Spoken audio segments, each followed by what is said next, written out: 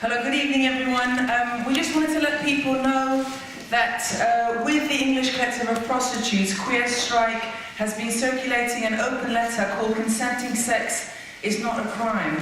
And we've been particularly contacting lesbian, gay, bi, trans, queer groups to really get support from a number of organisations. Sorry, I forgot to say, Queer Strike, we're a grassroots multiracial lesbian, bi, trans, queer group campaigning for economic, legal and human rights and payment for caring work. And we're from different countries, different backgrounds, and some of us are sex workers. And we particularly wanted to work on this initiative because, as has been said, a number of the right-wing conservative and establishment organisations that are putting forward this moralistic legislation to criminalise further consenting sex are also homophobic and have been. And as there was a campaign to decriminalise gay sex, which was won in 1967 in England and Wales, we want this part of this campaign to decriminalise sex work.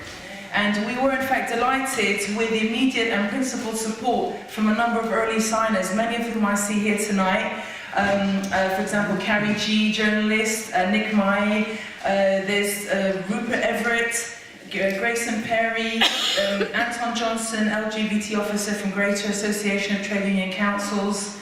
There's also organisations like House of Bragg, Queer Social Centre, Sex Worker Open University of Spoke, Queer Plus Friends of Chelsea Manning, Queers Against the Cuts, Brighton Feminist Collective, X-Top, Queer Resistance, and Left Front Arts, Radical Progressive Queers. And also there's been a lot of support, including from sex worker and queer organisations from different countries, Hong Kong, Turkey, there's sex workers of Latin America and the Caribbean, Ireland, Scotland, and an Amsterdam organisation. So there really is increasing and growing support.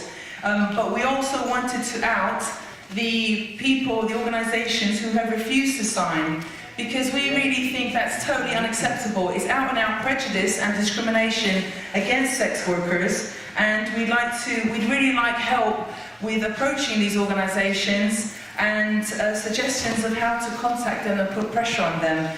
And we'd like to name and shame just a few. Stonewall emailed us and said that to sign we sent them the open letter, said please can you sign. They said that is not one for us at the moment. At the moment? Yes, if not now, then when?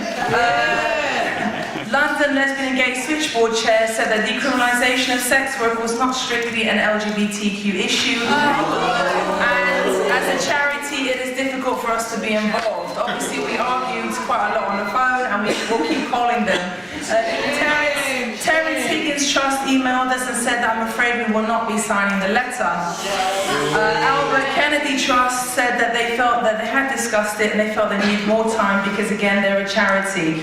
We think it is out and out discrimination. It's not acceptable for these big establishment queer organisations who really are only there because of the movement and the campaigning against prejudice, and a lot of them have high funding, and they cannot. We say that it's not right. They do not take a position for sex workers' rights, for safety, and against police, harassment, raids, closures, and deportations.